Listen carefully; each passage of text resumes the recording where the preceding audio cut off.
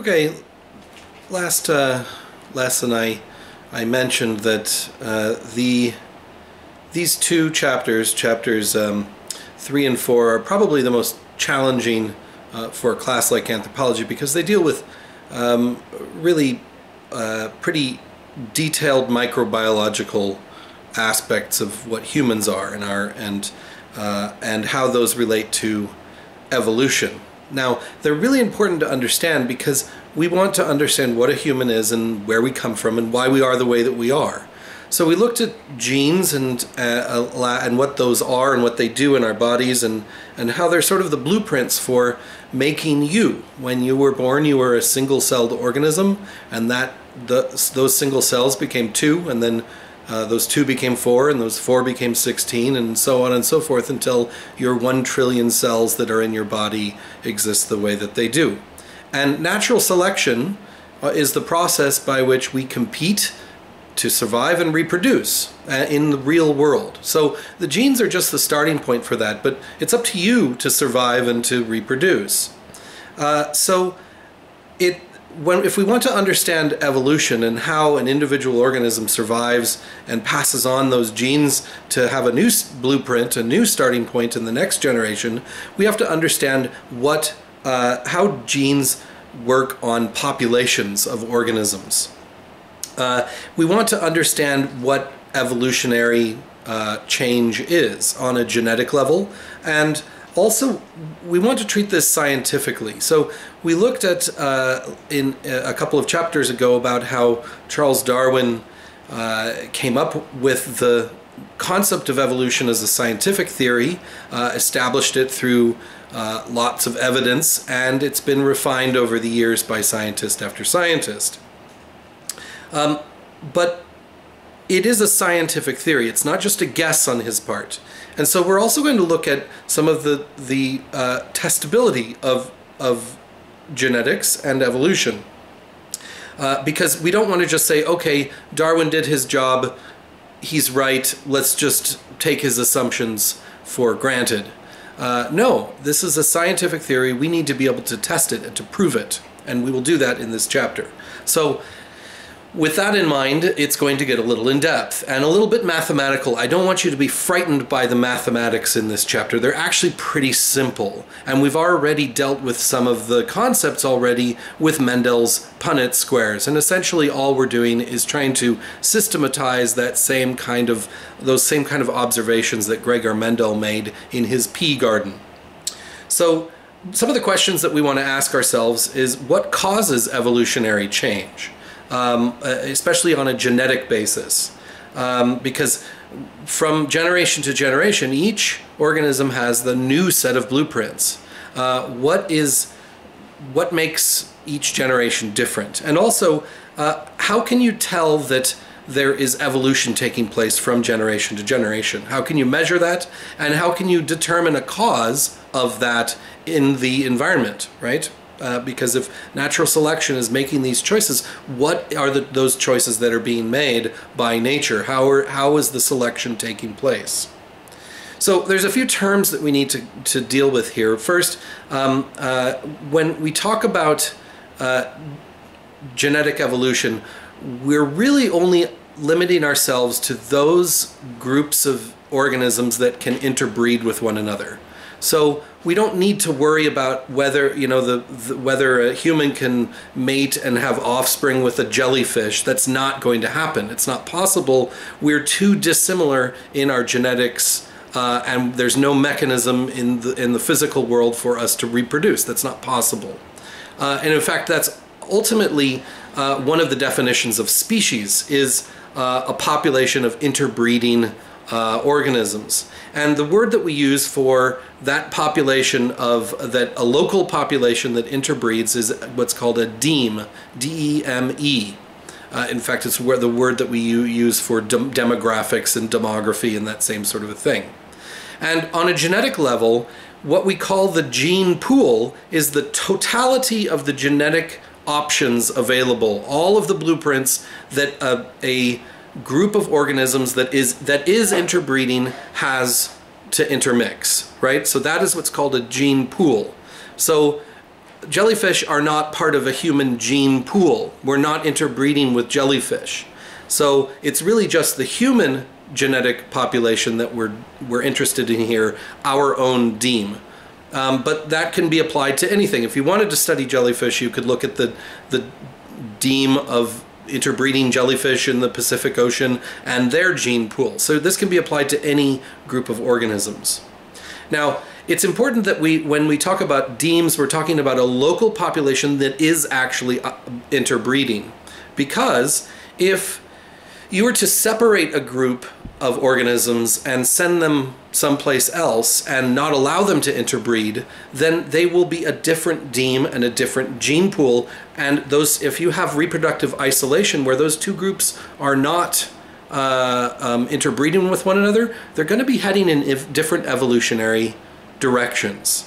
So what once may have been a single deme, if there's some sort of a catastrophe or something that geographically isolates these two groups, you can have them going off in different evolutionary directions. This ultimately is the origin of species that Charles Darwin was talking about. In his case, his place that he determined to be very illustrative of this point was the Galapagos Islands. You had a species of finches, you had beetles, you had all sorts of animals and plants coming in to the first contact point where they arrived, and then they started radiating out onto different islands, and those islands became geographically isolated with one another, and each species emerged on each island. The same thing would apply to us, that humans are a deme. We're interbreeding with one another with really no breaks in that continuity. And we'll come back to that concept a little bit later. We're one population. Humans are one single race. And so we have one single gene pool. But if a group of us were to hop on a spaceship, fly to Mars, never come back, and no one ever came to visit us, and we lived there for 100,000, 200,000 years, if we did come back, if our ancestors came back to Earth, we would probably be a different species. We would have been undergoing different natural selection pressures, and we would have been adapting in different ways, and we may have diverged far enough that we would no longer be able to merge back into that population. We would be like horses and donkeys, and maybe we could create a mule out of that, but that mule cannot reproduce on their own. So we don't know how long it takes exactly for species to diverge so far that they can't come back together, but we do know that it happens. Something like a horse and a donkey is a good case in point. They're both equids. They're both of the same general category of animals, but they're far enough apart that they can't reproduce offspring that are that can then reproduce. There's all mules are sterile. So they're far enough apart that they can't reproduce and come back together, but they're close enough, they've separated recently enough that they actually can interbreed and have offspring. So they're somewhere in between that speciation stage. So reproductive isolation is a mechanism that prevents two populations from interbreeding. And if these groups are reproductively isolated from one another long enough, they will become different species, even though they came from the same parent population. So they were once part of the same deme, they split far enough, and if they go far enough apart, they can't then come back together. So if you think about taxonomy and systematics that we talked about in a previous lesson, this is sort of the way we're describing plants and animals and fungi as all coming from a single origin point of life, branching out and speciating. But you can't have a plant now mate with an animal and produce offspring. That's not possible. They've speciated so far apart and so far back in time that they can't come back together again. So this really is the origin of species. Now, looking at these species, it's great if we have the ability to look at DNA and genetics and that sort of a thing, and we can test living organisms or organisms that live very recently in time, by looking at their DNA and seeing how close or how similar or dissimilar they are to one another. So we can take our DNA sequence and compare it to a jellyfish, and we're actually not that similar. And we can compare ourselves to a chimpanzee, and we'll see actually we're about 97-98% similar to them. So we're a lot closer in time. We speciated a lot more recently from the last common ancestor to a chimpanzee than we did from the last common ancestor to a jellyfish. But what if you don't have DNA? What if you don't have the ability to get a DNA sequence from some fossilized organism? We're going to look at fossils in a future chapter, but essentially fossils are not bones. They're stones. They're mineralized casts of past animals and their remains. So there's no DNA left in a fossil. It's not possible to get their DNA. So what do? Well, we have to look at their forms, right? We have to look at what they look like. And those forms are indicative of the kind of environmental pressures that they were adapting to. So if something has gills, it probably lived in the water and got oxygen from water. That's how fish breathe, right? So you can, if you find a fossil with gills, you can assume that actually it was adapted for living in water. You can look at forms like wings, show that it was adapted for flight, and you can see that lungs and other types of things are adapted for breathing air. So these are different adaptations to different environments that you don't need to have their genes to be able to tell how they were adapted. And you can see similarities between groups of animals. So for instance, a dolphin doesn't have gills. And it's actually more similar to we are than it is to a fish, because it's a mammal and it has all sorts of characteristics that we share with it. They've got hair, they give live birth, they produce milk, and they breathe air, right? So they live in the water, but they are actually more closely related to us because of their morphology, by their physical characteristics. So this is what we can tell from fossils. Even if we don't have their DNA, we can actually tell the way that they were adapted. And some forms of animals don't change very much. And that led some people to question, well, wait a minute, is evolution really happening? Because we find fossils of horseshoe crabs and cockroaches and certain types of wood beetles, assassin beetles, these sorts of things. And we find fossils of them going back millions of years, and they look almost identical to what they look like today. Well, that doesn't mean that evolution isn't happening. It just means that their adaptations are robust enough for enough circumstances that the changing environment has not forced them to change their forms very much. So, in other words, if it's good enough, then it's going to remain. If that adaptation is good, there's no need to change, and there will actually be a perpetuation of those features through a long period of time. Let me give you an example of the cockroach. Cockroaches are notorious survivors, right? They can survive a huge amount of a range of different conditions.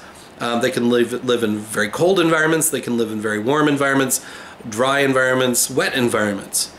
But they also need to breathe, right? They need to aspirate oxygen from air. They can't breathe underwater, and they are limited in how large they can get based on how much oxygen exists in the environment. And so cockroaches, you know, the grossest and scariest ones, I have a little bit of a cockroach gross out. The biggest ones that you get, and I lived in New Orleans for a long time, so I know what big cockroaches look like.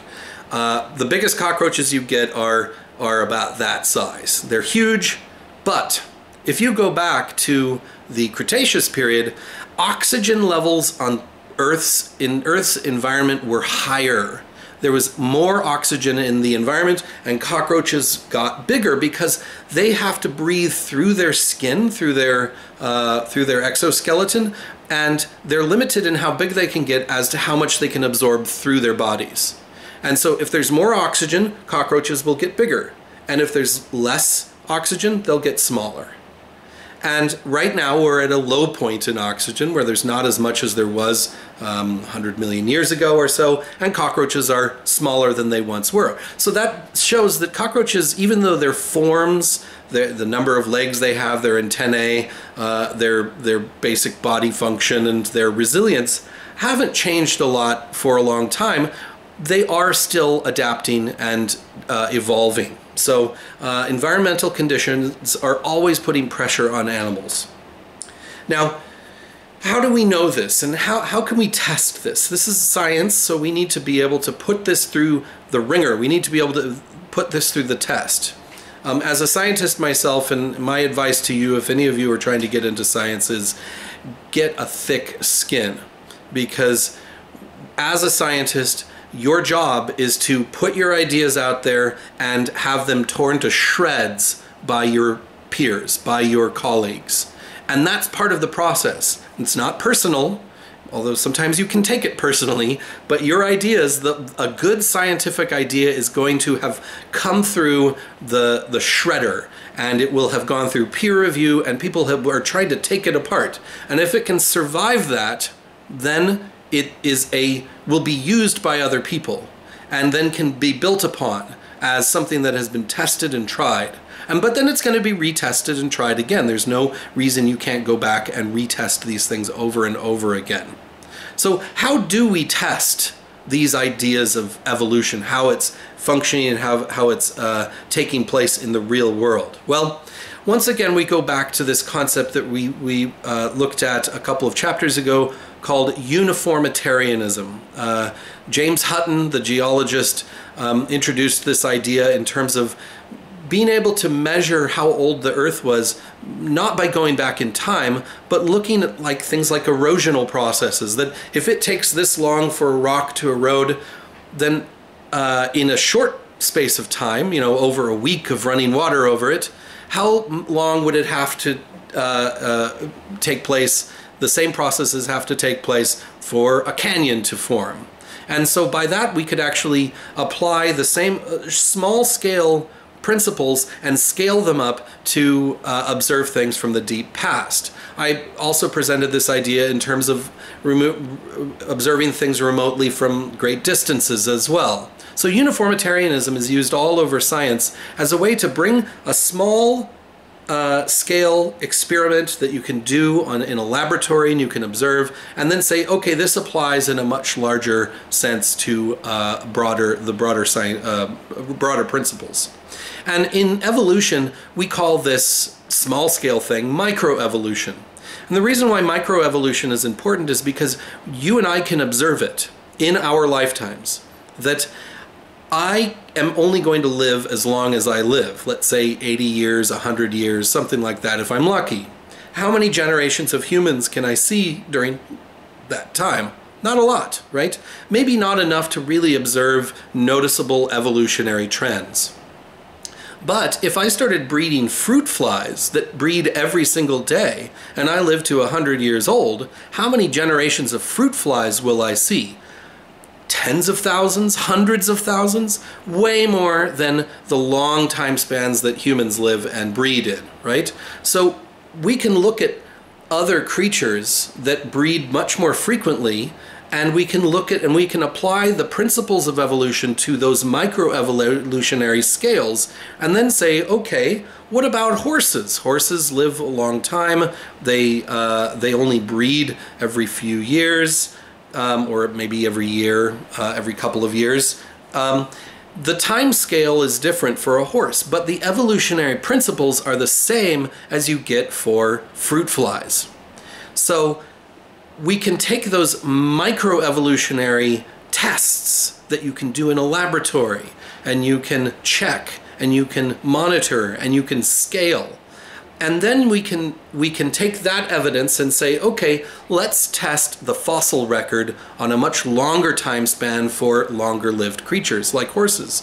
And your book actually has a timeline of horse evolution from Eohippus, which literally means dawn horse, the first horse species, which actually didn't have hooves, it had hands, or it had paws, and it had fingers, and it was a quadrupedal small animal, but with some similarities to later horses. And if you go back in time and look at the fossils going more and more recently, you can see that this hoof was slowly but surely taking one of the fingers, and it was eliminating, drawing them back, and one of the fingers was adapting into a hoof.